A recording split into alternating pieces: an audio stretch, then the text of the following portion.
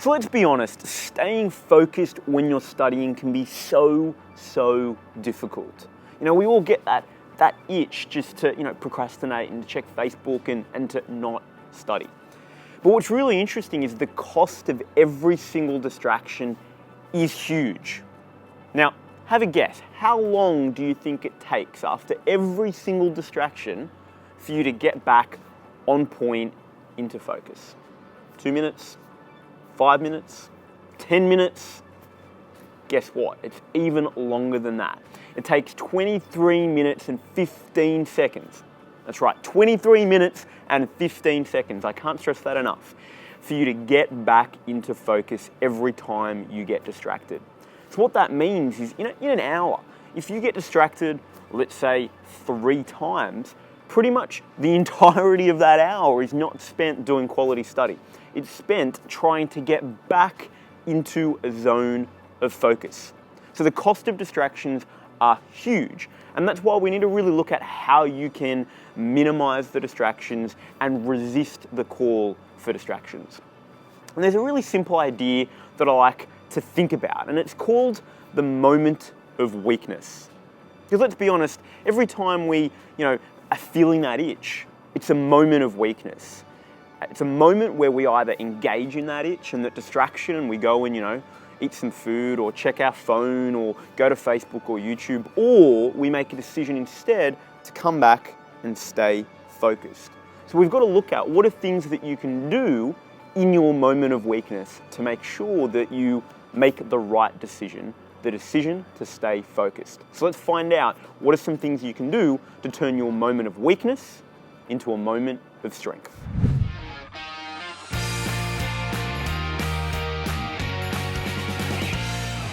So in your moment of weakness, that moment, that itch, I want you to think of something called the 10-second rule. And it's really simple. When you feel that itch, I want you to hold it for 10 seconds and just count in your head 1, 2, 3, all the way through to 10.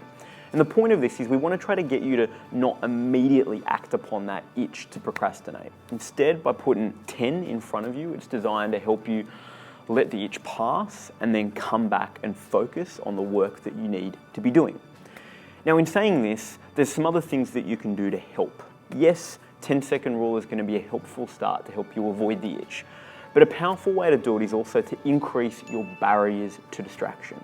And we have a nice little acronym for the barriers. It's called PIG-FM, right? So we've got a whole bunch of different distractions that you're going to see. Phone, internet, games, right? That's PIG, friends, and then music is your F and M. So PIG-FM, they're the big 5 that you want to avoid or increase the barriers to.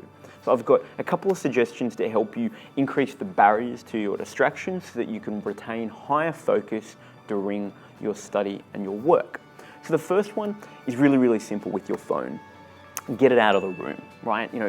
Get it away from you as far as possible. That might mean giving it to a parent or a sibling or having another room in your house that you keep it in. So if you're doing study, the rule of thumb should be that you do not have your phone in the same room as you. Because the truth is, if you do, you'll get the notifications and you'll want to check them and it will distract you. And we know that the cost of distraction is incredibly high. So that's the first thing.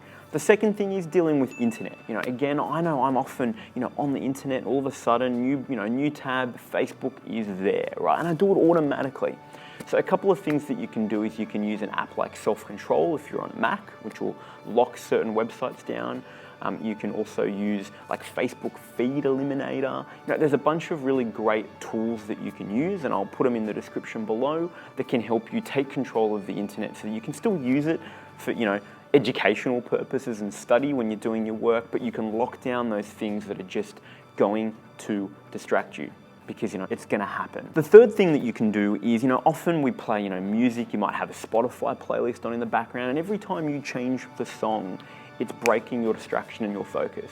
And so instead of having playlists that you're always changing, one of the best things that you can do is go and find like a playlist that's really long that you're not going to change the track for. I often know that on YouTube, for example, there's like 2-hour loops of songs, and I use these all the time because they're a great song. I use them to get in the zone, and I know that if it's on a 2-hour loop, I'm not going to have to go there and change the track all the time.